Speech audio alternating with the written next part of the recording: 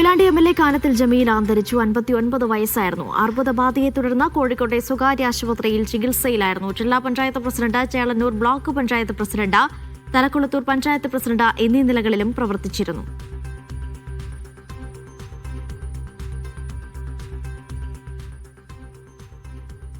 CPIM-ന്റെ കേരളത്തിലെ പ്രമുഖ നേതാവായ കാനത്തിൽ ജമീല അകാലത്തിലാണ് നമ്മെ വിട്ടുപിരിഞ്ഞത്. വളരെ ചെറുപ്പം മുതൽ രാഷ്ട്രീയ സംഘടനാ രംഗത്ത് പ്രവർത്തിച്ച് വന്ന ഒരു പ്രധാനപ്പെട്ട വനിതാ നേതാവിനെയാണ് പാർട്ടിക്ക് നഷ്ടമായത്. എല്ലാവരോടും നന്നായിട്ട് പെരുമാറാനും അവരുടെ എല്ലാം ഹൃദയങ്ങളിൽ സ്ഥാനം നേടാനും ഏത് സങ്കീർണമായ പ്രശ്നങ്ങളോടും ശരിയായ ദിശാബോധത്തോടെ ആ പ്രശ്നങ്ങളെല്ലാം കൈകാര്യം ചെയ്യാനുമുള്ള ശേഷി സഖാവ് ജമീലയുടെ പ്രത്യേകതയായിരുന്നു. പഞ്ചായത്ത് മെമ്പർ എന്ന രീതിയിൽ ആരംഭിച്ച് പഞ്ചായത്ത് പ്രസിഡൻ്റായി, പിന്നീട് ബ്ലോക്ക് പഞ്ചായത്ത് പ്രസിഡൻ്റായി, പിന്നീട് ജില്ലാ പഞ്ചായത്ത് പ്രസിഡൻ്റായി, ഒരു ഘട്ടം കഴിഞ്ഞതിന് ശേഷം വീണ്ടും പ്രസിഡൻ്റായി. ആ സന്ദർഭത്തിലാണ് കൊയിലാണ്ടിയിൽ മത്സരിക്കാൻ വേണ്ടി പാർട്ടി തീരുമാനിച്ചത്. കൊയിലാണ്ടി MLA എന്ന നിലയിൽ മകൻ US-ലാണ്. ചൊവ്വാഴ്ച അവൻ എത്തുകയുള്ളൂ. ചൊവ്വാഴ്ചയാണ് ഖബറടക്കം നടത്താൻ വേണ്ടി തീരുമാനിച്ചത്. പാർട്ടിയുടെ ഒരു നേതാവിന്, ഒരു സംസ്ഥാന നേതാവിന് കൊടുക്കുന്ന എല്ലാ ബഹുമതികളോടും കൂടി ശവസംസ്കാര ചടങ്ങ് നടക്കണമെന്നാണ് പാർട്ടി സംസ്ഥാന സെക്രട്ടറി ഇവിടെ ഉണ്ട് ഞങ്ങൾ ആലോചിച്ചിട്ടുള്ളത്. കാലത്ത് അന്ന് സമയം അവൻ്റെ യാത്രാമുറക്ക് റിപ്പോർട്ട് ചെയ്യുന്നതാണ്. ജില്ലാ കമ്മിറ്റിയിൽ പൊതുദർശനത്തിന് വെക്കുന്നതായിരിക്കും. അതിനുശേഷം താൻ പ്രതിനിധാനം ചെയ്യുന്ന കൊയിലാണ്ടി മണ്ഡലത്തിൽ, കൊയിലാണ്ടി ടൗൺ ഹാളിലും, അതിനുശേഷം വീട്ടിലും വെച്ചതിന് ശേഷമാണ് ഖബറടക്കം നടക്കുക. കഴിഞ്ഞ നിയമസഭാ തെരഞ്ഞെടുപ്പിൽ പരസ്പരം മത്സരിച്ചപ്പോഴും ഏറ്റവും ഹൃദ്യമായ ഊഷ്മളമായ ബന്ധം കാത്തുസൂക്ഷിക്കാൻ ശ്രമിച്ചിരുന്ന ഒരു പൊതുപ്രവർത്തകയായിരുന്നു ശ്രീമതി കാനത്തിൽ ജമീല. അവർ പഞ്ചായത്ത് പ്രസിഡൻ്റായപ്പോഴും, ബ്ലോക്ക് പഞ്ചായത്ത് പ്രസിഡൻ്റായപ്പോഴും, ജില്ലാ പഞ്ചായത്ത് പ്രസിഡൻ്റായപ്പോഴും അവരുമായി ഊഷ്മള ബന്ധം നിലനിർത്തിയിരുന്ന ഒരാളാണ് ഞാൻ. ജനങ്ങളോടെന്നും അതേപോലെ ഊഷ്മളമായ ബന്ധം നിലനിർത്തിയിരുന്ന, രാഷ്ട്രീയത്തിനതീതമായി സൗഹൃദം കാത്തുസൂക്ഷിച്ചിരുന്ന, ജനങ്ങൾക്ക് ഏറ്റവും പ്രിയങ്കരിയായ ഒരു പൊതുപ്രവർത്തകയായിരുന്നു ശ്രീ കാനത്തിൽ ജമീല.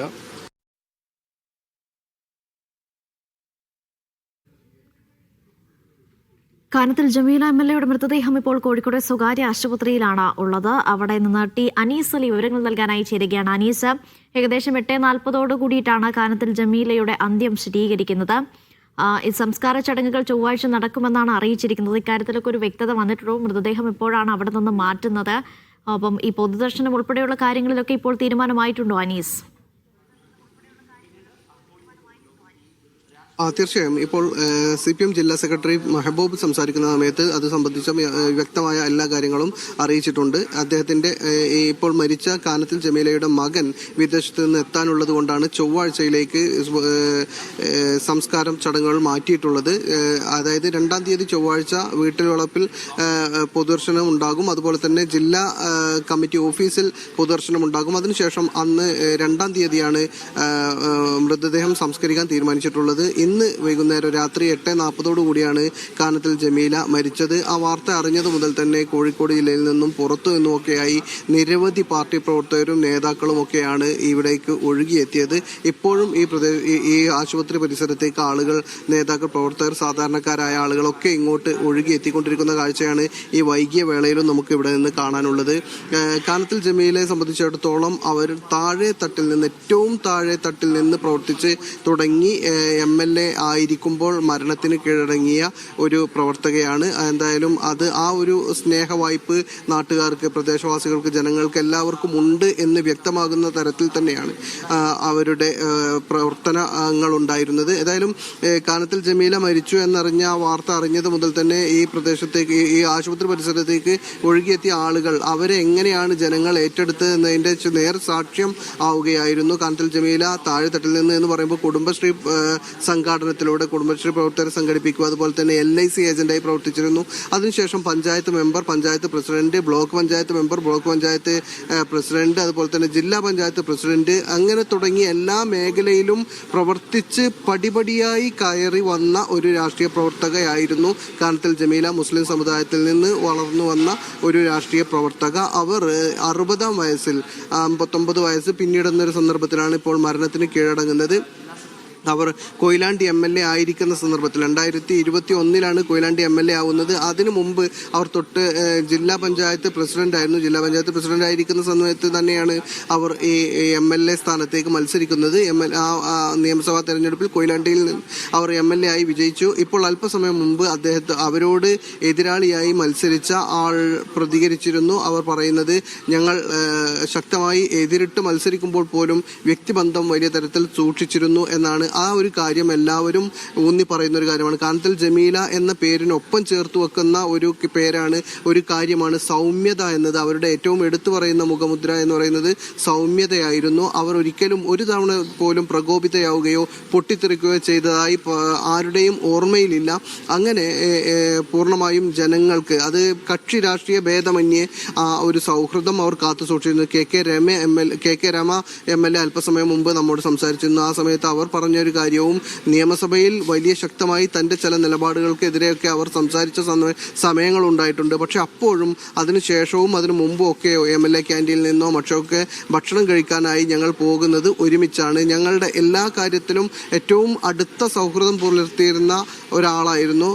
വ്യക്തിപരമായ പ്രയാസങ്ങളിലൊക്കെയും പരസ്പരം സംസാരിച്ചിരുന്ന ആളുകളായിരുന്നു. ഇങ്ങനെ രാഷ്ട്രീയത്തിന് അതീതമായ ഒരു വ്യക്തിബന്ധം കാത്തു സൂക്ഷിക്കാൻ കാനത്തിൽ ജമീലക്ക് കഴിഞ്ഞിരുന്നു. അവരാണ് ഇപ്പോൾ 60-ാം വയസ്സിൽ അല്ലെങ്കിൽ 59 വയസ്സ് പിന്നിടുന്ന സമയത്ത് അർബുദത്തിന് കീഴടങ്ങുന്നത്. അർബുദം അവർക്ക് കണ്ടെത്തുന്ന സന്ദർഭത്തിൽ തന്നെയും 4-ാം ഘട്ടത്തിലായിരുന്നു. അതായത് അർബുദത്തിന്റെ 4th സ്റ്റേജിലായിരുന്നു.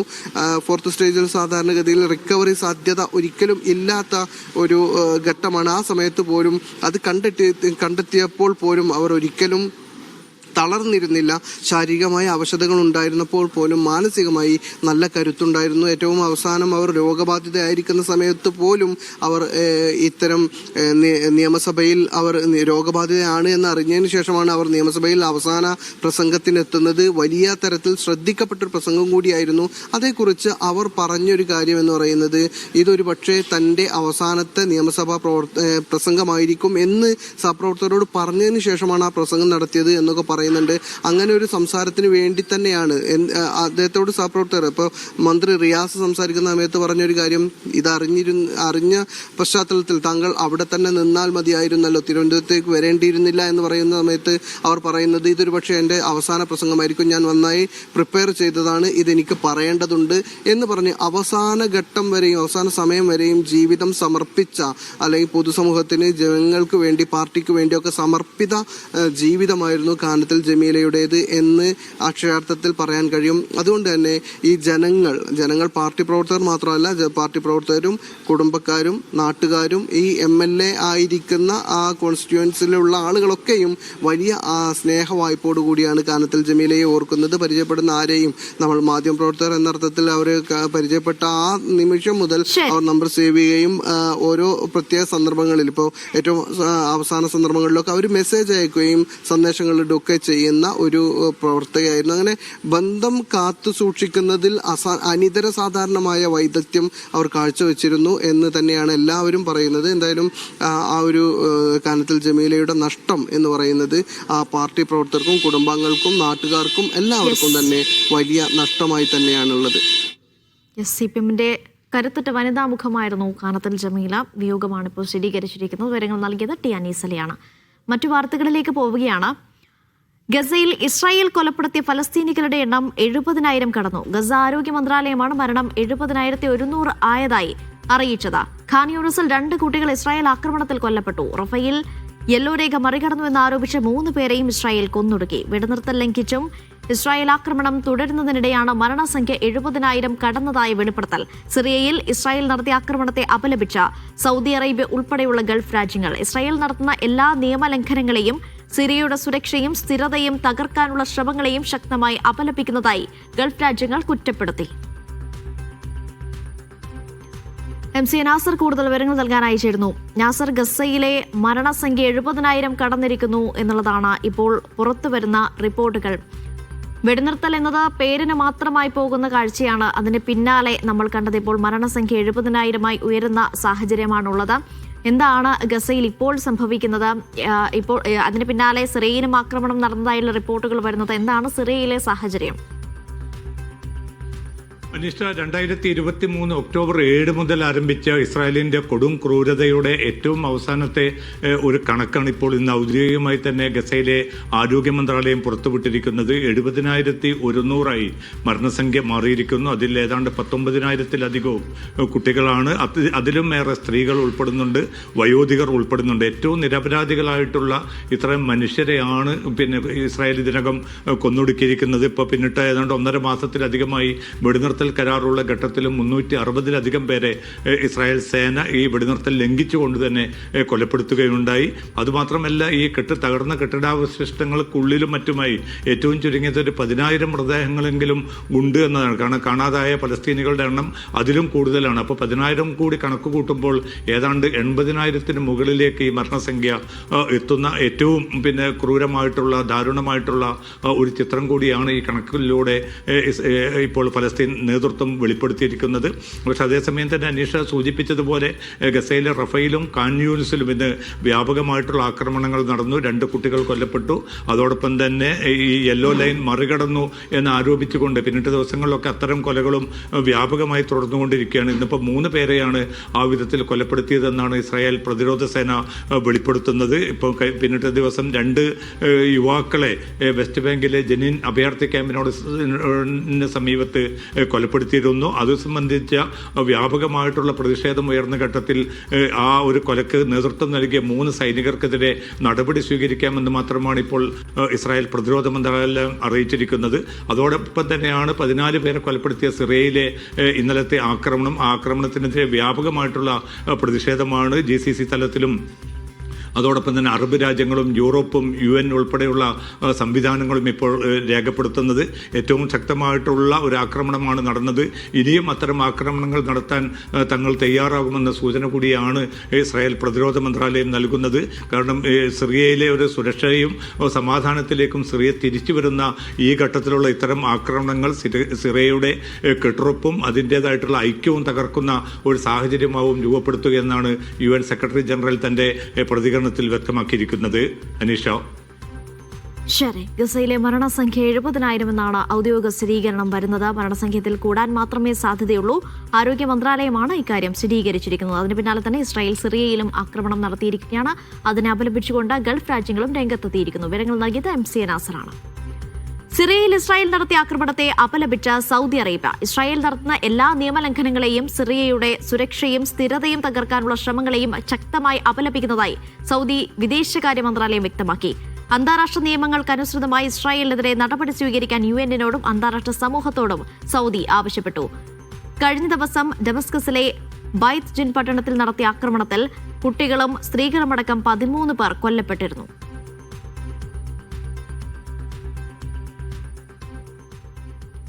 സിറിയയിലെ ഗ്രാമപ്രദേശങ്ങളിൽ ഇസ്രായേൽ സൈന്യം നടത്തിയ ആക്രമണത്തെയും നുഴഞ്ഞുകയറ്റ ശ്രമത്തെയും കുവൈത്ത് ശക്തമായി അപലപിച്ചു. മേഖലയുടെ സുരക്ഷയും സ്ഥിരതയും തകർക്കുന്നതിനൊപ്പം സംഘർഷം നിയന്ത്രിക്കാനുള്ള ശ്രമങ്ങളെ തുരങ്കം വയ്ക്കുന്നതുമാണ് ഇസ്രായേൽ നീക്കമെന്ന് വിദേശകാര്യ മന്ത്രാലയം പ്രസ്താവനയിൽ പറഞ്ഞു. ആക്രമണം ഉടൻ അവസാനിപ്പിക്കണമെന്നും കുവൈത്ത് ആവശ്യപ്പെട്ടു.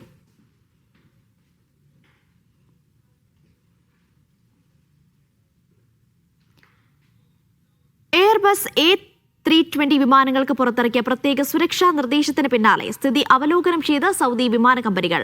സൗദി എയർലൈൻസും ഫ്ലൈനാസും ഷെഡ്യൂളിൽ മാറ്റമുണ്ടെങ്കിൽ അറിയിക്കുമെന്ന് അറിയിച്ചിട്ടുണ്ട്. വിമാനത്തിന്റെ സോഫ്റ്റ്വെയർ ഡാറ്റ ലീക്കിന് കാരണമാകുന്നുവെന്ന വിലയിരുത്തലാണ് നടപടികൾക്ക് കാരണം. റിയാദിൽ നിന്നും വിശാൽ ചെറുപ്പുളശ്ശേരി വിവരങ്ങൾ നൽകും. സൗദിയിലെ ഭൂരിഭാഗം വിമാന കമ്പനികളും സർവീസ് നടത്തുന്നത് എയർബസിന്റെ അത്യാധുനിക വിമാനങ്ങൾ ഉപയോഗിച്ചാണ്. ഇതിൽ തന്നെ ഏറ്റവും പ്രധാനപ്പെട്ടതാണ് എയർബസുകൾ. എയർബസിന്റെ വിവിധ തരത്തിലുള്ള വിമാനങ്ങൾ സൗദി എയർലൈനിനും ഫ്ലൈനസ് ഉൾപ്പെടെയുള്ള കമ്പനികൾക്ക് നിലവിലുണ്ട്. ഇതിൽ തന്നെ എയർബസിന്റെ A320 വിമാനങ്ങൾക്കാണ് എയർബസ് പ്രത്യേക സുരക്ഷാ നിർദ്ദേശം നിലവിൽ പുറത്തിറക്കിയിരിക്കുന്നത്. സാങ്കേതിക തടസ്സങ്ങൾ നേരിടാനുള്ള സാഹചര്യം മുൻകൂട്ടി കണ്ടുകൊണ്ടാണ് ഈ ഒരു ഉത്തരവ് പുറത്തിറക്കിയിരിക്കുന്നത്. ഇതിന്റെ അടിസ്ഥാനത്തിലാണ് ഇപ്പോൾ സൗദിയിലെ ദേശീയ വിമാന കമ്പനിയായ സൗദി എയർലൈൻസും അതിന് തൊട്ടുപിറകെയായി ഫ്ലൈനസും പുതിയ സർക്കുലർ പുറത്തിറക്കിയിരിക്കുന്നത്. ഈ സർക്കുലർ പറയുന്നത് ഈ കാര്യങ്ങളെല്ലാമാണ്. തടസ്സം പരിഹരിക്കുന്നതിന്റെ ഭാഗമായി വിവിധ വിമാനങ്ങൾ പ്രയാസം പരിഹരിക്കാൻ വേണ്ടി ഷെഡ്യൂൾ ചെയ്യുകയാണ്. ഈ സാഹചര്യത്തിൽ യാത്രാ ഷെഡ്യൂളുകളിലോ യാത്രാ സമയങ്ങളിലോ മാറ്റമുണ്ടെങ്കിൽ യാത്രക്കാരെ അറിയിക്കുമെന്നാണ് രണ്ട് വിമാന കമ്പനികളും അറിയിച്ചിട്ടുള്ളത്. A320 വിമാനങ്ങളുടെ പകുതിയിലധികം വിമാനങ്ങൾ എയർബസ് ഇതിനോടകം തിരികെ വിളിച്ചിട്ടുണ്ട്. ഈ ഒരു സാഹചര്യത്തിലാണ് രണ്ട് വിമാന കമ്പനികളും നിർദ്ദേശം പുറത്തിറക്കിയിരിക്കുന്നത്. തിരിച്ചു വിളിക്കുന്ന വിമാനങ്ങൾ ഇതിലുള്ള സാങ്കേതിക തടസ്സങ്ങൾ പരിഹരിച്ചതിന് ശേഷമായിരിക്കും വീണ്ടും സർവീസിനായി ഉപയോഗിക്കുക. എന്തായാലും നിലവിൽ ഷെഡ്യൂളുകളൊന്നും പിൻവലിച്ചതായി അറിയിപ്പ് ലഭിച്ചിട്ടില്ല. എന്നാൽ വരും മണിക്കൂറുകളിലും വരും ദിവസങ്ങളിലും ഇതിനുള്ള സാധ്യത നിലനിൽക്കുന്നുണ്ടെന്നാണ് രണ്ട് കമ്പനികളും അറിയിക്കുന്നത്. കേരളത്തിലേക്കും വിവിധ സർവീസുകൾ രണ്ട് കമ്പനികളും നടത്തുന്നുണ്ട്. കരിപ്പൂർ, കൊച്ചി ഉൾപ്പെടെയുള്ള മേഖലയിലേക്ക് ഫ്ലൈനാസിന്റെ സർവീസുകളുണ്ട്. ഇതോടൊപ്പം തന്നെ വിവിധ മേഖലകളിലെ എയർപോർട്ടുകളിലേക്കും ഫ്ലൈനാസ് നിലവിൽ സേവനം നൽകുന്നുണ്ട്. കൊച്ചിയിലേക്കും തിരുവനന്തപുരത്തേക്കും സൗദി എയർലൈൻസ് നിലവിൽ സർവീസ് നൽകുന്നുണ്ട്. മാർഗനിർദ്ദേശം പുറത്തിറക്കിയ സാഹചര്യത്തിൽ വരും ദിവസങ്ങളിൽ യാത്രയ്ക്ക് മുൻപായും യാത്രാ ഷെഡ്യൂളുകളിൽ മാറ്റമുണ്ടോ എന്ന് പരിശോധിക്കേണ്ടത് ഉണ്ട്. മാത്രമല്ല, മാറ്റമുണ്ടെങ്കിൽ ഇക്കാര്യം മൊബൈൽ സന്ദേശമായോ മറ്റോ എയർ കമ്പനികൾ യാത്രക്കാരെ അറിയിക്കുമെന്നും പ്രത്യേക അറിയിപ്പ് ലഭിച്ചിട്ടുണ്ട്. എയർബസ് 320 വിമാനങ്ങളുടെ സാങ്കേതിക പ്രശ്നം കാരണം സർവീസ് തടസ്സപ്പെടാൻ സാധ്യതയുണ്ടെന്ന് കുവൈത്ത് എയർവേസ്. യാത്രക്കാരുടെ സുരക്ഷ ഉറപ്പാക്കുന്നതിനായി ആവശ്യമായ സോഫ്റ്റ്വെയർ അപ്ഡേറ്റുകൾ എയർബസുമായി ഏകോപിപ്പിച്ച് നടത്തുന്നുണ്ടെന്നും കമ്പനി അറിയിച്ചു. A320 വിമാനങ്ങളുടെ സോഫ്റ്റ്വെയർ സംവിധാനത്തിൽ തകരാറുകൾ സംഭവിച്ചതായി എയർബസ് നേരത്തെ അറിയിച്ചിരുന്നു.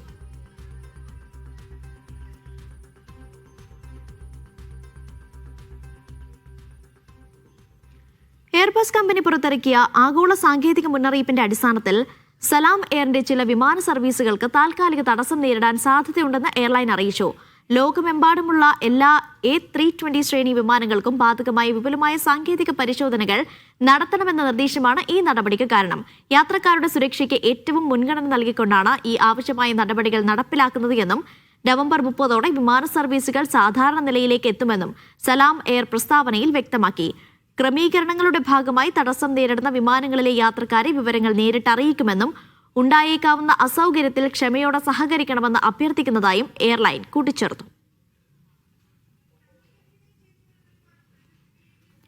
ദേശീയ ദിനം ആഘോഷിക്കുന്ന UAEക്ക് അഭിവാദ്യം അർപ്പിച്ച അബുദാബിയിൽ സംഗീത സംവിധായകൻ AR റഹ്മാന്റെ ലൈവ് ഷോ അല്പസമയത്തിനകം ആരംഭിക്കും.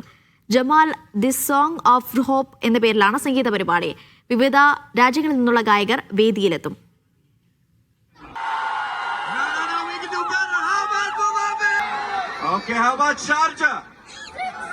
ഷിനോജ് ഷംസുദ്ദീൻ വിവരങ്ങൾ നൽകാനായി ചേരുന്നുണ്ട്.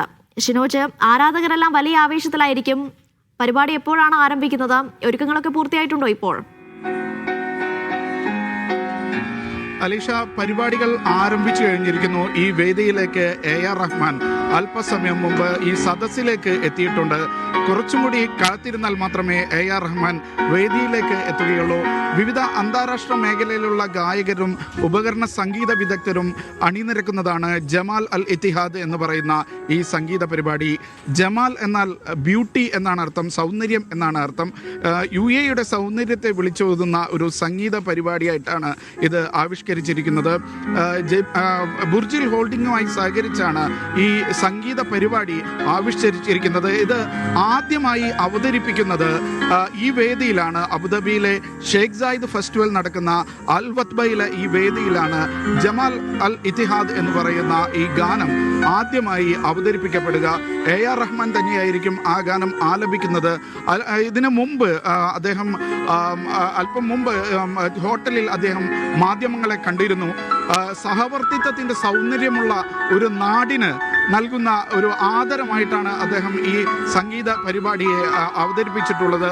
ഇന്ത്യയിൽ നിന്ന് AR റഹ്മാൻ മാത്രമാണ് ഉള്ളതെന്നാണ് ഇതുവരെയുള്ള അറിവ്. ഇനി മറ്റെന്തെങ്കിലും സസ്പെൻസ് ഉണ്ടോ എന്നുള്ളത് നമ്മൾ കാത്തിരിക്കുകയാണ്. പല ഗായകരും അതേപോലെ തന്നെ ഉപകരണ സംഗീത വിദഗ്ധരും ഈ വേദിയിലേക്ക് ഒന്നിനു പിറകെ ഒന്നായി എത്തും. അവരെല്ലാവരും കൂടി ചേർന്ന് AR റഹ്മാന്റെ തന്നെ ഫിർദൌസ് ഓർക്കസ്ട്ര എന്ന് പറയുന്ന സംഗീത ട്രൂപ്പും കൂടി ചേർന്നിട്ടാണ് ഈ Jamal Al Ittihad the Song of Hope എന്ന് പറയുന്ന ഗാനം ചിട്ടപ്പെടുത്തിയിട്ടുള്ളത്. ഇവിടെ ഒരു 1.5 മണിക്കൂറോളം നീണ്ടു നിൽക്കുന്ന ഒരു സംഗീത പരിപാടിയാണ് ഇതിന്റെ ഭാഗമായി ആവിഷ്കരിച്ചിട്ടുള്ളത്. അലീഷ. ശരി, ഷിനോജ് ശംസുദ്ദീനാണ് വിവരങ്ങൾ നൽകിയത്.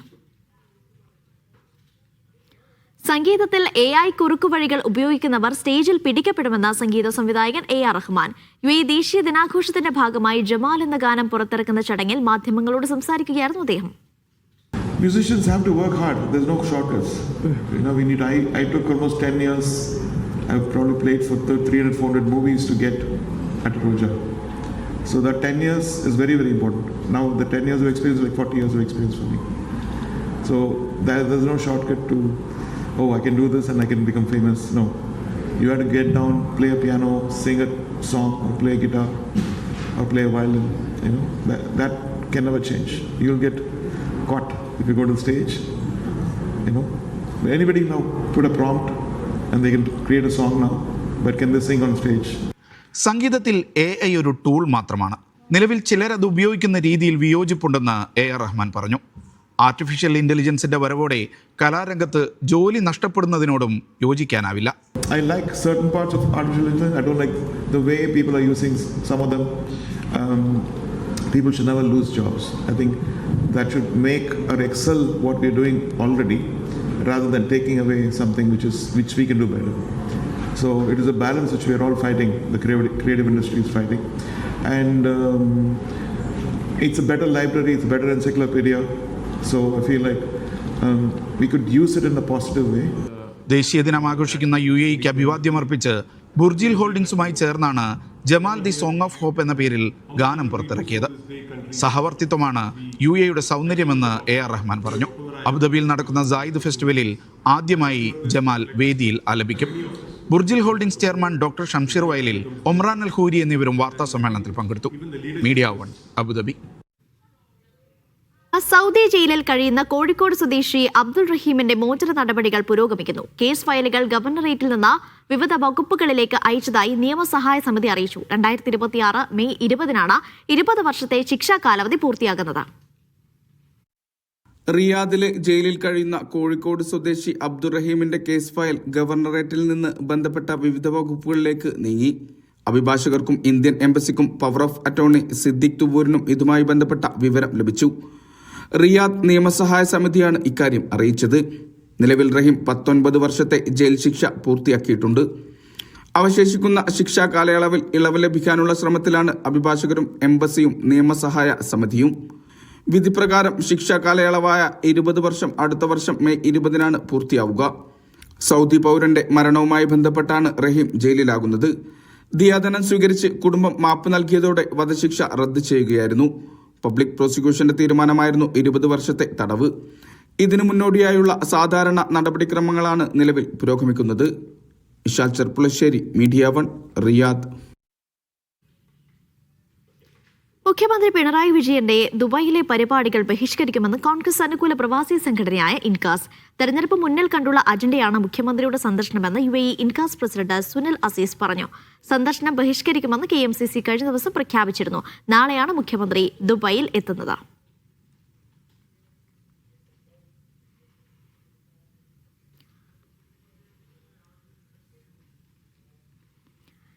UAEയുടെ PHI-1 ഉപഗ്രഹം വിജയകരമായി വിക്ഷേപിച്ചു. വിവിധ രാജ്യങ്ങളുടെ സാറ്റലൈറ്റുകളും സാങ്കേതിക ഉപകരണങ്ങളും ഭ്രമണപഥത്തിലെത്തിക്കുന്ന UAEയുടെ ആദ്യ മോഡുലാർ സാറ്റലൈറ്റാണിത്. ബഹ്റൈൻ സ്പേസ് ഏജൻസി, നേപ്പാളിന്റെ അന്തരീക്ഷ പ്രതിസ്ഥാൻ, UAEയുടെ Mohammed bin Rashid space centre, Sharjah astronomy academy എന്നിവയുടെ ഉപകരണങ്ങളാണ് ഭ്രമണപഥത്തിൽ എത്തിക്കുന്നത്. കാലിഫോർണിയയിൽ നിന്ന് സ്പേസ് X-9 റോക്കറ്റിലാണ് ഉപഗ്രഹം വിക്ഷേപിച്ചത്. ഫിഫ അറബ് കപ്പിന് ഖത്തർ സമ്പൂർണ്ണ സജ്ജമെന്ന് സംഘാടക സമിതി. ടൂർണമെന്റിന്റെ 7 ലക്ഷത്തിലേറെ ടിക്കറ്റുകൾ വിറ്റഴിഞ്ഞെന്നും ദോഹയിൽ നടത്തിയ വാർത്താ സമ്മേളനത്തിൽ സമിതി വ്യക്തമാക്കി. തിങ്കളാഴ്ചയാണ് അറബ് കപ്പിന് കിക്ക് ഓഫ്. ലോകത്തുടനീളമുള്ള ഫുട്ബോൾ ആരാധകരെ അറബ് കപ്പിലേക്ക് ക്ഷണിക്കുന്നതായി പ്രാദേശിക സംഘാടക സമിതി സിഇഒ ജാസിം അൽ ജാസിം പറഞ്ഞു. മികച്ച പ്രതികരണമാണ് ടിക്കറ്റ് വിൽപ്പനയിൽ ഇതുവരെ രേഖപ്പെടുത്തിയത്. വിറ്റഴിഞ്ഞ 7 ലക്ഷം ടിക്കറ്റുകളിൽ 2 ലക്ഷത്തിലേറെ ടിക്കറ്റുകൾ വാങ്ങിയത് ഖത്തറിന് പുറത്തു നിന്നാണെന്നും അദ്ദേഹം കൂട്ടിച്ചേർത്തു. ജോർദാൻ ആരാധകരാണ് ടിക്കറ്റ് വാങ്ങിയവരിൽ മുമ്പിൽ. തൊട്ടുപിന്നിൽ സൗദി അറേബ്യയും. മത്സരത്തിന്റെ ടിക്കറ്റ് ഉടമകൾക്ക് ദോഹ മെട്രോയിൽ സൗജന്യ യാത്രയും പ്രഖ്യാപിച്ചിട്ടുണ്ട്. ഇന്ത്യക്കാരടക്കമുള്ള പ്രവാസി ആരാധക സമൂഹത്തെ ടൂർണമെന്റിലേക്ക് സ്വാഗതം ചെയ്യുന്നതായി ഫിഫ യൂത്ത് ടൂർണമെന്റ്സ് മേധാവി റോബർട്ടോ ഗ്രാസി പറഞ്ഞു. We of course love India and we love Indian fans and Indian football players. We had the Under-17 World Cup in 2017 that was won by England. We had a full stadium for the final, so I think we were in India in 2022 for the Under-17 Women's World Cup, which was the first ever FIFA tournament in India for women's. So I think we love that part of the world. We love the Indian communities. We love to bring football everywhere. That's our mission. So we will be back soon, I hope. Tournament മുൻനിർത്തി GCC ഹയ്യ residence വിസയിൽ അധികൃതർ പരിഷ്കാരങ്ങൾ പ്രഖ്യാപിച്ചിട്ടുണ്ട്. November 30 മുതൽ GCC നിവാസികൾക്ക് ഹയ്യ വിസയ്ക്ക് കീഴിൽ 2 മാസം വരെ ഖത്തറിൽ തങ്ങാം. രാജ്യത്തെ സാംസ്കാരിക കായിക പരിപാടികൾക്ക് തീരുമാനം കരുത്തു പകരുമെന്ന് ഹയ്യ ഡയറക്ടർ സയ്യിദ് അൽ കുവാരി ചൂണ്ടിക്കാട്ടി. واكيد زدنا عدد الايام من 30 يوم خليناها 60 يوم، فمستطاعته انه يحضر بطوله العرب واستطاعته يحضر اي فعاليات لاحقه مع بطوله العرب. طبعا هذا بيكون الناتج استقطاب عدد كبير من الزوار والجماهير الراغبين لحضور الفعاليات في دوله قطر. ഡിസംബർ 1 മുതൽ 18 വരെയാണ് അറബ് കപ്പ് അരങ്ങേറുക. അൽബൈത്ത് സ്റ്റേഡിയത്തിൽ വൈകിട്ട് 5:30 നടക്കുന്ന ഉദ്ഘാടന മത്സരത്തിൽ ആതിഥേയരായ ഖത്തർ ഫലസ്തീനെ നേരിടും. Under-17 ലോകകപ്പിന്റെ ആവേശത്തിന് പിന്നാലെ ഖത്തറിൽ ഫിഫ അറബ് കപ്പിന്റെ ആരവം കൂടി എത്തുകയാണ്. ദോഹയിൽ നിന്ന് അബ്ബാസ് മുഹമ്മദ്, മീഡിയ വൺ. സൗദിയിലെ ഏറ്റവും വലിയ ഇവന്റുകളിലൊന്നായ റിയാദ് സീസണിൽ സന്ദർശകരുടെ എണ്ണം 50 ലക്ഷം കവിഞ്ഞു. പ്രധാനമായും 7 മേഖലകളിലാണ് സീസൺ പുരോഗമിക്കുന്നത്. സുബൈദി പാർക്കിൽ അരങ്ങേറുന്ന വിവിധ രാജ്യങ്ങളുടെ കലാ സാംസ്കാരിക പരിപാടിയിൽ ഇന്നു മുതൽ പാകിസ്ഥാൻ ഫെസ്റ്റിന് തുടക്കമാകും.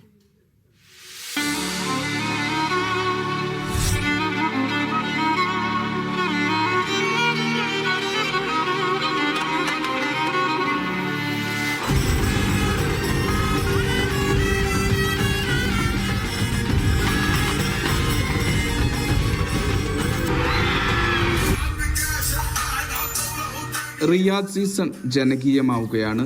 ഇതുവരെ എത്തിയത് 50 ലക്ഷത്തിലധികം സന്ദർശകരെന്നാണ് കണക്ക്.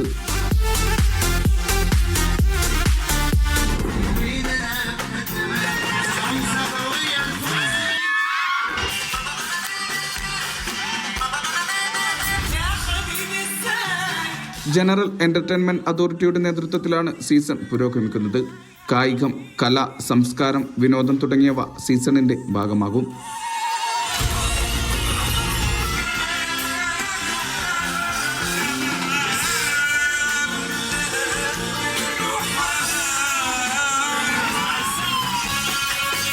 റിയാദ് സീസണിന്റെ ഭാഗമായി സുവൈദി പാർക്കിൽ വിവിധ രാജ്യങ്ങളുടെ കലാ സാംസ്കാരിക പരിപാടികൾ തുടരുകയാണ്.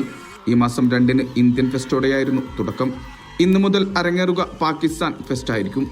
അടുത്ത മാസം 20 വരെ സുവൈദിയിൽ വിവിധ രാജ്യങ്ങളുടെ പരിപാടികൾ തുടരും. Vishal Cherpulassery, media one, Riyadh.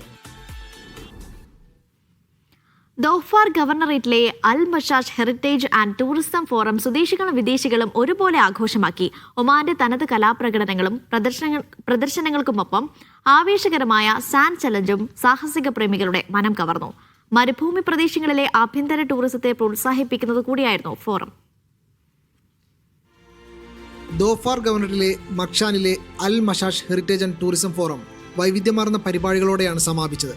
സലാലയിൽ നിന്നുള്ള വിനോദസഞ്ചാരികളുടെ വരവോടെയാണ് ഇപ്രാവശ്യത്തെ ആഘോഷങ്ങൾക്ക് തുടക്കമായത്. തുടർന്ന് പരമ്പരാഗത പ്രകടനങ്ങളും ആവേശകരമായ സാൻഡ് ചലഞ്ച് മത്സരവും സാഹസിക പ്രേമികളുടെ മനം കവർന്നു.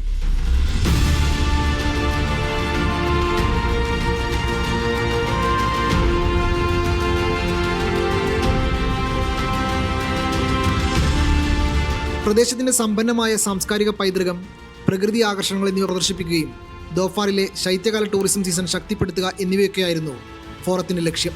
കലകൾ, പരമ്പരാഗത കരകൗശല വസ്തുക്കൾ എന്നിവ ഉയർത്തിക്കാണിക്കുന്നതിലൂടെ പ്രാദേശിക സമൂഹങ്ങൾക്ക് പുതിയ സാമ്പത്തിക സാമൂഹിക അവസരങ്ങൾ തുറക്കുകയായിരുന്നു ഫോറം. ഒമാന്റെ ദേശീയ ദിനാഘോഷത്തിനോടൊപ്പം ചേർന്നതും പരിപാടിയെ കൂടുതൽ വർണ്ണാഭമാക്കി. മരുഭൂമി പ്രദേശങ്ങളിലെ ആഭ്യന്തര ടൂറിസത്തെ പ്രോത്സാഹിപ്പിക്കുന്ന കൂടിയായി ഫോറം മാറി. മേഖലയുടെ വികസനത്തിനായി 170 കിലോമീറ്റർ റോഡുകൾ നിർമ്മിക്കുന്ന പദ്ധതികൾ പുരോഗമിക്കുന്നതായി Makshan deputy Wali Mohammed bin Amir Jadad പറഞ്ഞു. Media 1 Muscat. ഒമാന്റെ വിനോദസഞ്ചാര മേഖല സമീപകാലത്ത് ഏറ്റവും ശക്തമായ വളർച്ച രേഖപ്പെടുത്തിയതായി കണക്കുകൾ. 2024 സെപ്റ്റംബർ മുതൽ 2025 ആഗസ്റ്റ് വരെയുള്ള കാലയളവിൽ അന്താരാഷ്ട്ര സഞ്ചാരികളുടെ എണ്ണത്തിൽ 7% വർധനയാണ് ഉണ്ടായത്. ഗൾഫ് രാജ്യങ്ങളിൽ നിന്നുള്ള മൊത്തം സഞ്ചാരികളുടെ 40% ഒമാനിലെത്തുന്നുണ്ട്. ഒമാന്റെ വിനോദസഞ്ചാര മേഖല സമീപകാലത്തെ ഏറ്റവും ശക്തമായ വളർച്ച രേഖപ്പെടുത്തിയതായാണ് കണക്കുകൾ സൂചിപ്പിക്കുന്നത്. യൂറോപ്യൻ രാജ്യങ്ങളിൽ നിന്നുള്ള സഞ്ചാരികളുടെ ഒഴുക്കാണ് ഈ മുന്നേറ്റത്തിന്റെ പ്രധാന കാരണം. 2025 ആദ്യ പകുതിയിൽ ഇറ്റലി, സ്പെയിൻ, നെതർലാൻഡ്സ് എന്നീ രാജ്യങ്ങളിൽ നിന്നുള്ള സഞ്ചാരികളുടെ എണ്ണം 44% വർദ്ധിച്ചത്. സ്വിറ്റ്സർലാൻഡിൽ നിന്നും 35% വർധനവുണ്ടായിട്ടുണ്ട്. ആഡംബര വിനോദസഞ്ചാരത്തിനും സാംസ്കാരിക പൈതൃകത്തിനും പ്രാധാന്യം നൽകി ഒമാൻ നടത്തുന്ന പ്രചാരണങ്ങളാണ് യൂറോപ്യൻ സഞ്ചാരികളെ സുൽത്താനിലേക്ക് ആകർഷിക്കാൻ പ്രധാനമായും കാരണം. ഗൾഫ് രാജ്യങ്ങളിൽ നിന്നുള്ള ടൂറിസ്റ്റുകളുടെ മൊത്തം സഞ്ചാരികളുടെ 40% ഒമാനിലെത്തുന്നുണ്ട്. ബഹ്റൈനിൽ നിന്ന് 30%, ഖത്തറിൽ നിന്ന് 8% വർധനവാണ് കാണിക്കുന്നത്. ഏഷ്യൻ രാജ്യങ്ങളിൽ നിന്ന് ഒമാനിലേക്കുള്ള സഞ്ചാരികളുടെ എണ്ണത്തിലും വർധനവുണ്ട്. സിംഗപ്പൂരിൽ നിന്ന് 34% വർധനവാണ് രേഖപ്പെടുത്തുന്നത്. ഒമാനിലേക്കുള്ള യാത്രയ്ക്കായി ആഗോള ഓൺലൈൻ അന്വേഷണങ്ങളിൽ 43% കുതിച്ചാട്ടവും ഉണ്ടായിട്ടുണ്ട്. Media 1 Muscat. ഇന്ത്യയിലെ ടൈഗർ ഫുഡ്സ് UAE-യിലേക്ക് പ്രവർത്തനം വ്യാപിപ്പിക്കുന്നു. 3 പുതിയ ഉൽപ്പന്നങ്ങൾ അവതരിപ്പിച്ചാണ് ടൈഗർ UAE-യിൽ വിപണിയിൽ എത്തുന്നത്. 1983 മുതൽ ഇന്ത്യയിലെ അറിയപ്പെടുന്ന ഫുഡ് ബ്രാൻഡാണ് ടൈഗർ. ചായയ്ക്ക് കുങ്കുമപ്പൂവിൻ്റെയും മറ്റും രുചി പകരുന്ന ചായ drops, natural food colour, seasoning liquid എന്നീ പുതിയ ഉൽപ്പന്നങ്ങളാണ് UAE വിപണിയിൽ അവതരിപ്പിച്ചത്. We have wonderful products with us, all innovative products, and believe that our products will do the justice for the UAE market and people will really love our products.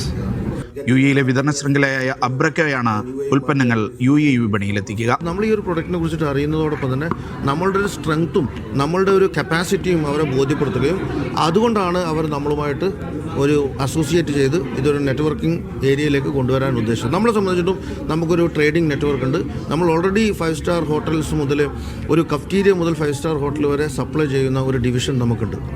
Tiger foods ഉടമ Shibin, അബ്രക്കോ group CEO Muhammad Shaji, Muhammad Affan തുടങ്ങിയവർ ചടങ്ങിൽ പങ്കെടുത്തു. Media 1 Dubai.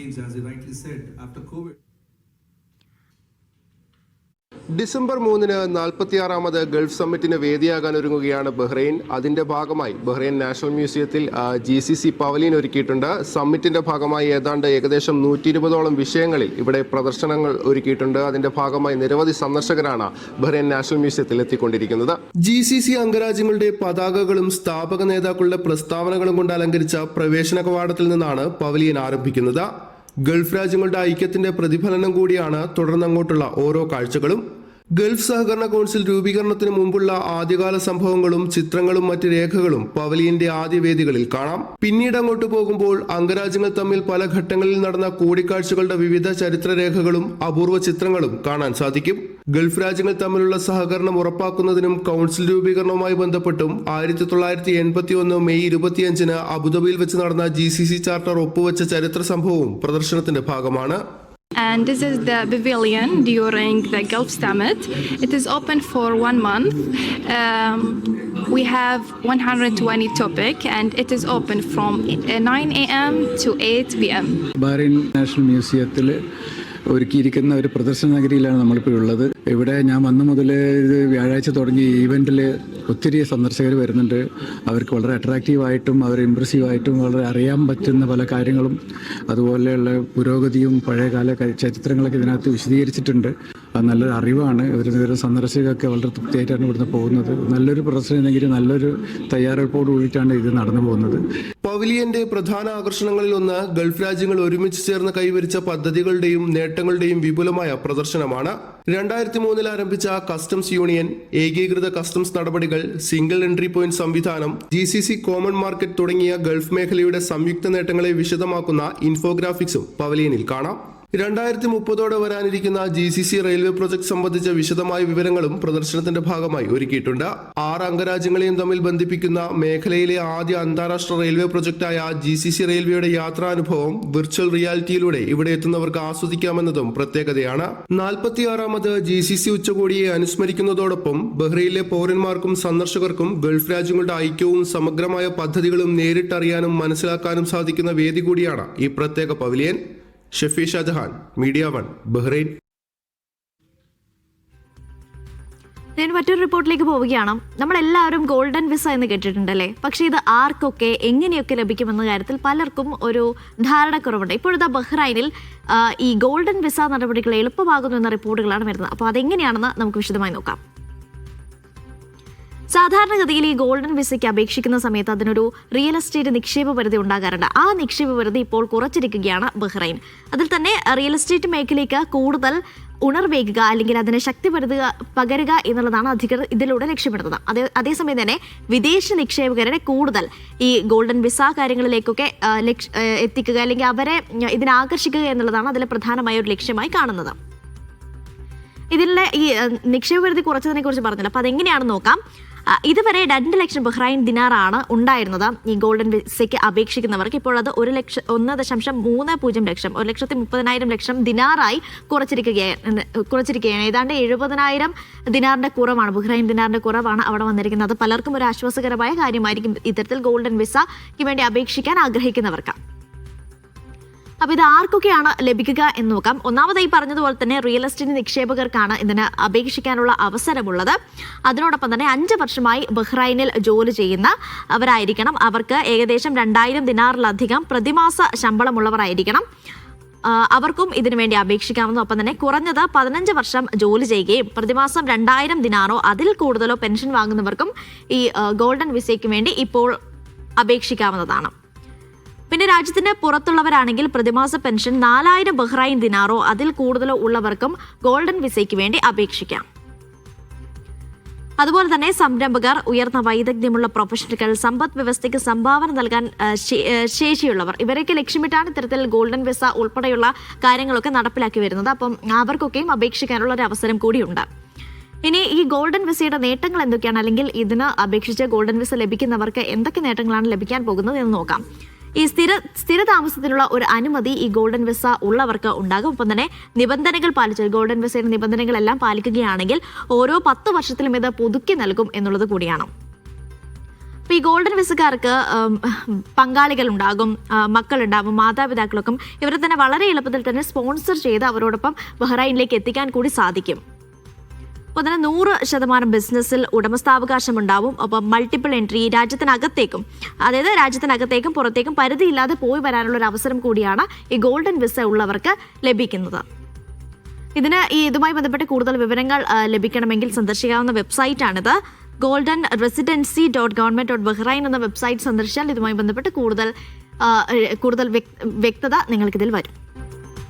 മദീനയിൽ സ്വകാര്യ മേഖലയുമായി സഹകരിച്ച് ആരോഗ്യ മന്ത്രാലയം നിർമ്മിക്കുന്ന ആദ്യ ആശുപത്രി പദ്ധതിക്ക് തുടക്കമായി. ഹെലിപാഡ് ഉൾപ്പെടെ 14 നിലകളുള്ള അൻസാർ സൂപ്പർ സ്പെഷ്യാലിറ്റി ഹോസ്പിറ്റലാണ് ഒരുങ്ങുന്നത്. പ്രവാചക പള്ളിയുടെ കിഴക്ക് അൽ ആമിദ റോഡിന്റെയും അബ്ദുൽ അസീസ് റോഡിന്റെയും ഇടയിലാണ് ആശുപത്രി നിർമ്മിക്കുന്നത്. ഗുരുതര കേസുകൾക്കായി എയർ ആംബുലൻസ്, ഹെലിപാഡ്, പ്രത്യേക ക്ലിനിക്കുകൾ, അടിയന്തര തീവ്ര ചികിത്സാ വിഭാഗം എന്നിവ ആശുപത്രിയിൽ സജ്ജീകരിക്കുന്നുണ്ട്.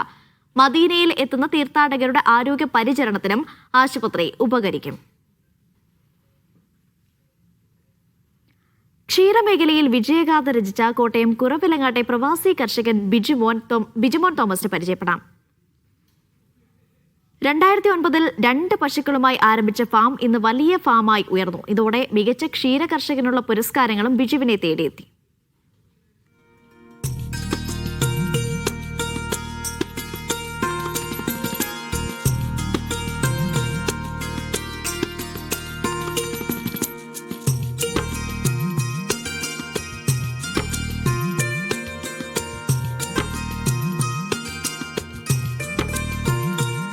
കുറവിലങ്ങാട് കോഴയിലാണ് ബിജുവിന്റെ വട്ടമുകളിൽ ഡയറി ഫാം.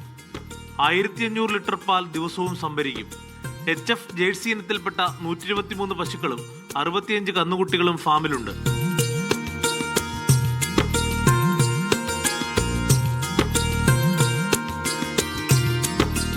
കുവൈറ്റിൽ സെയിൽസ് മാനേജറായി ജോലി ചെയ്തിരുന്ന ബിജു 2004 നാട്ടിൽ തിരിച്ചെത്തി. ചെറിയ രീതിയിൽ ആടുവളർത്തൽ നടത്തിയെങ്കിലും വിജയിച്ചില്ല. 2009 തിരികെ പോകാൻ തീരുമാനിച്ചു. പിന്നീടാണ് പശു വളർത്തൽ ജീവനോപാധിയായി തിരഞ്ഞെടുത്തത്. പരമ്പരാഗത കർഷക കുടുംബാംഗമായ ബിജുവിന് പശു വളർത്തലും കൃഷിയുമെല്ലാം കുട്ടിക്കാലം മുതൽ പരിചിതം. ഞാൻ യാദൃശ്ചികമായിട്ടാണ് 2 പശുവിലോട്ട് വരുന്നത്. 2 പശുവിനെ തമിഴ്നാട്ടിൽ നിന്ന് മേടിച്ചു, ഇവിടെ വന്നു, കൂടൊക്കെ പണിതു. പശുക്കളെ 2 പശുവിനെ 2ആയി, 4ആയി, 6ആയി, അങ്ങനെ ഈ 15 പശുവിനെ വരെ ഞാൻ തന്നെയാണ് നോക്കിക്കൊണ്ടിരുന്നത്. പുല്ല് വെട്ടുകയും തീറ്റ കൊടുക്കുകയൊക്കെ ചെയ്തുകൊണ്ടിരുന്നത്. അതിനുശേഷം ഒരു 4-5 വർഷം കൊണ്ടാണ് നമ്മൾ ഒരു 10-60 പശുവിലോട്ടാകുന്നത്. അപ്പോൾ നമുക്ക് പിന്നെ പണിക്കാരായി, വലിയ കുഴപ്പമില്ല പോകുന്നു. ഇപ്പോൾ നമുക്കൊരു 130 പശുക്കളും 10-65 കിടാക്കളും ഉണ്ട്. പാലിന് പുറമെ വളമായി ചാണക വിൽപ്പന നടത്തി മികച്ച വരുമാനം ലഭിക്കുന്നു. വായ്പ എടുക്കാതെ, സബ്സിഡിക്കായി കാത്തു നിൽക്കാതെ ഫാമിംഗ് വിജയിപ്പിച്ച വ്യക്തിയാണ് ബിജു. ഭാര്യ ഷൈനി, മക്കളായ അലീന, സ്റ്റീവ് എന്നിവർ ഉറച്ച പിന്തുണയുമായി ഒപ്പമുണ്ട്. ലോൺ എടുത്തു കഴിഞ്ഞാൽ നമ്മൾ പിന്നെ എന്നും ബാങ്കുകാർക്ക് വേണ്ടിയിട്ടാണ് ജീവിക്കുന്നത്. നമ്മൾ ഉണ്ടാക്കുന്ന സമ്പാദ്യം മുഴുവൻ ബാങ്കുകാർക്ക് കൊണ്ട് കൊടുക്കേണ്ടത്. സർക്കാരിൻ്റെ സബ്സിഡികളെക്കുറിച്ച്, ആനുകൂല്യങ്ങളെക്കുറിച്ചൊന്നും വലിയ കൂടുതൽ ചിന്തിക്കാറിയാണല്ലോ. കാരണം അതിനൊക്കെ ഒരു ലിമിറ്റുണ്ട്. അതിപ്പോൾ അത് കിട്ടുമെന്ന് ആലോചിച്ച് നമ്മൾ അത് മേടിക്കാൻ വേണ്ടിയിട്ട് നിന്ന് കഴിഞ്ഞാൽ നമ്മുടെ പ്രവർത്തനങ്ങളെല്ലാം നിന്ന് പോകും.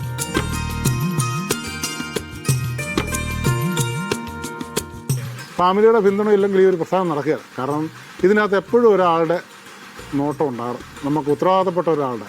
ഇപ്പോൾ ഞാൻ എവിടെയെങ്കിലും പോയി കഴിഞ്ഞാൽ എൻ്റെ വൈഫ് നോക്കും, എൻ്റെ മക്കൾ നോക്കും. അപ്പം ഫാമിലിയുടെ പിന്തുണ ഇല്ലാതെ ഒരു പരിപാടി നടക്കുകയില്ല.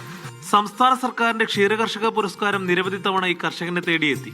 കേന്ദ്ര സർക്കാരിന്റെ ക്ഷണം സ്വീകരിച്ച് കഴിഞ്ഞ തവണ റിപ്പബ്ലിക് ദിന പരേഡ് വീക്ഷിക്കുവാനും അവസരം കിട്ടി.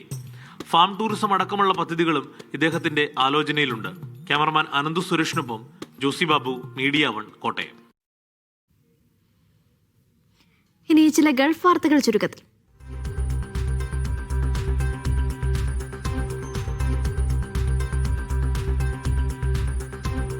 ദോഹ ഫിലിം ഫെസ്റ്റിൽ മലയാളിക്ക് പുരസ്കാരത്തിളക്കം.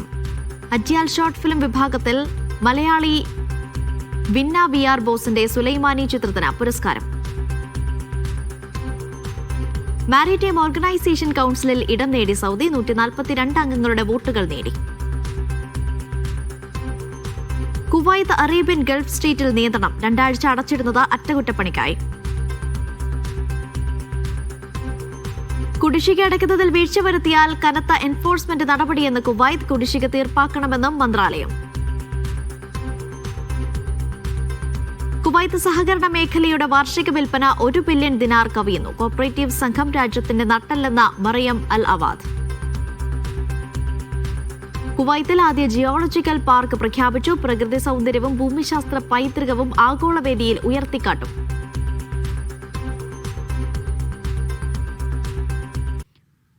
യുവതിയെ ഗർഭചിത്രത്തിന് നിർബന്ധിക്കുന്ന ഓഡിയോ തന്റേത് തന്നെയെന്ന് സമ്മതിച്ച രാഹുൽ മാങ്കൂട്ടത്തിൽ. ഭർത്താവുമായി ബന്ധം അവസാനിപ്പിച്ച ശേഷമാണ് രാഹുലിനെ പരിചയപ്പെടുന്നതെന്ന് അതിജീവിത പോലീസിന് മൊഴി നൽകി. മുദ്രവെച്ച കവറിൽ രാഹുൽ മാങ്കൂട്ടത്തിൽ തെളിവുകൾ കോടതിക്ക് കൈമാറിയിട്ടുണ്ട്. രാഹുലിന്റെ മുൻകൂർ ജാമ്യാപേക്ഷ ബുധനാഴ്ച കോടതി പരിഗണിക്കും. ഓഡിയോയും വാട്സപ്പ് ചാറ്റും രാഹുൽ തന്നെയാണ്. ഞാൻ ചോദിച്ചോട്ടെ, അതൊരു ശരിയായ മാധ്യമ രീതിയാണോ? നിങ്ങൾ ഒരു വോയിസ് എൻ്റേതാണെന്നും പറഞ്ഞ് എൻ്റെ ചിത്രം ഉൾപ്പെടെ വെച്ച് കൊടുത്തതിന് ശേഷം, അതായത് നിങ്ങളൊരു വോയിസ് കൊടുത്തു, ആ വോയിസ് കൊടുത്ത് പിന്നെ എൻ്റെ പാർട്ടല്ലേ?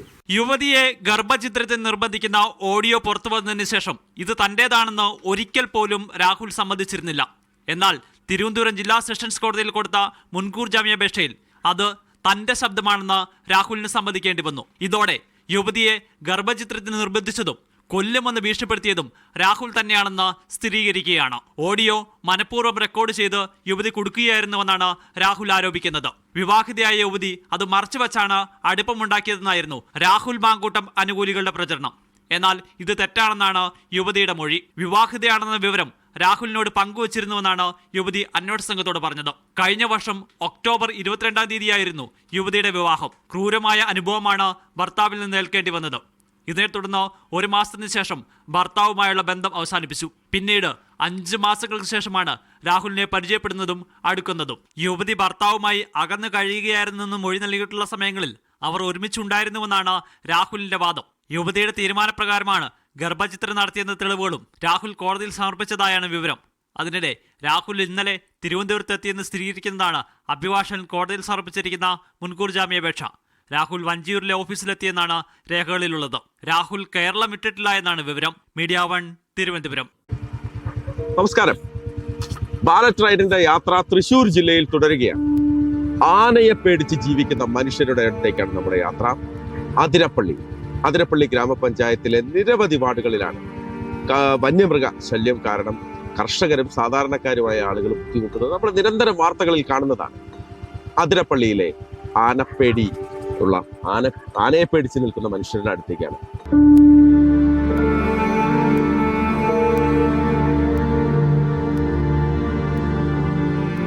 അതിരപ്പള്ളിയിലെ ആനശല്യം വലിയ പ്രയാസമുണ്ടാക്കുന്നുണ്ട് ഇവിടുത്തെ ജനതയ്ക്ക്. ഒരുപാട് വാർഡുകളിൽ തെരഞ്ഞെടുപ്പ് നടക്കുന്ന ഒരുപാട് സ്ഥലങ്ങളിൽ ഇതേ പ്രശ്നമുണ്ട്.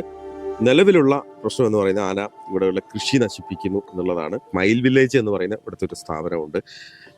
ഒരുപാട് അശരണർക്ക് വേണ്ടി പ്രവർത്തിക്കുന്ന ഒരു സ്ഥാപനമാണ്. ആ സ്ഥാപനത്തിന്റെ ഡയറക്ടർ ഫാദർ ജോജി എനിക്കിപ്പം ചേരുകയാണ്. ഇവിടെ ഒരുപാട് തവണ ആന വന്നൂലേ ഈ അടുത്ത സമീപത്ത് തന്നെ? 3 മാസത്തിനുള്ളിൽ 4 പ്രാവശ്യം ആന ഇതിൻ്റെ അകത്ത് കയറി കൃഷി നശിപ്പിച്ചിട്ടുണ്ട്. അല്ലാത്ത സമയങ്ങളിലൊക്കെ ചിലപ്പോൾ ഇലക്ട്രിക് ഫെൻസ് ഉണ്ട്, അത് തട്ടി തിരിച്ചു പോയിട്ടുണ്ട്. 5-6 പ്രാവശ്യമെങ്കിലും മതിൽ പൊളിച്ചിട്ടുണ്ട്. പക്ഷെ 4 പ്രാവശ്യം അതിൻ്റെ അകത്ത് കയറി. ഈ 4 പ്രാവശ്യം എന്താ ചെയ്തതെന്ന് വെച്ചാൽ ഒരു മരം ഇലക്ട്രിക് ഫെൻസിലോട്ട് മറിച്ചിട്ടിട്ട് അകത്തേക്ക് കയറി നമ്മുടെ കൃഷി മുഴുവനും, പ്രത്യേകിച്ച് വാഴയാണ്, അത് ശരിക്കും നല്ല കോലിയൊക്കെ ഉള്ള സമയത്താണ്. പേടിയോടൊപ്പം തന്നെ നമ്മൾ കഷ്ടപ്പെട്ട് അധ്വാനിച്ച് അതിൻ്റെ വിളവെടുക്കേണ്ട സമയമാകുമ്പോഴാണ് ഇതൊക്കെ നടക്കുന്നത്. സ്മൈൽ വില്ലേജ് അതിരപ്പള്ളിയുടെ അകത്താണ്. ഇതിന് ചുറ്റുമുള്ള എല്ലാ വീടുകളുടെയും സ്ഥിതി ഇത് തന്നെയാണ്. ഇവിടുത്തെ ജനപ്രതിനിധി നമ്മൾ മനുഷ്യന് സാധ്യമായതിനപ്പുറത്ത് ആണോ ഈ ആനകളുടെ ആക്രമണം, അല്ലെങ്കിൽ ആനയെ പേടിച്ച് എത്ര കാലം നമ്മൾ ഇങ്ങനെ പോകും? ഏകദേശം ഒരു 7-8 വർഷമായിട്ടാണ് ഈ കോട്ടാമല വെട്ടിക്കുഴി ഭാഗങ്ങളിലേക്ക് ഇതുപോലെ ആനശല്യം രൂക്ഷമായിട്ടുള്ളത്. പലതവണകളായിട്ട് നമ്മൾ പഞ്ചായത്ത് മുഖേനയും അല്ലെങ്കിൽ ഇതുപോലെ ആന കൂട്ടുകൃഷി സംഘത്തിൻ്റെ അധികാരികൾക്കൊക്കെ ഇതിൻ്റെ കത്തയക്കുകയും മറ്റു തീരുമാനങ്ങളൊക്കെ കൊടുത്തിട്ടുണ്ട്. ചെയ്യാവുന്ന രീതിയിലുള്ള കാടുകളൊക്കെ വെട്ടിത്തെളിക്കുന്നുണ്ടെങ്കിലും പക്ഷെ നമുക്ക് ശാശ്വത പരിഹാരം ഇതുവരെ കണ്ടെത്താനായിട്ട് സാധിച്ചിട്ടില്ല.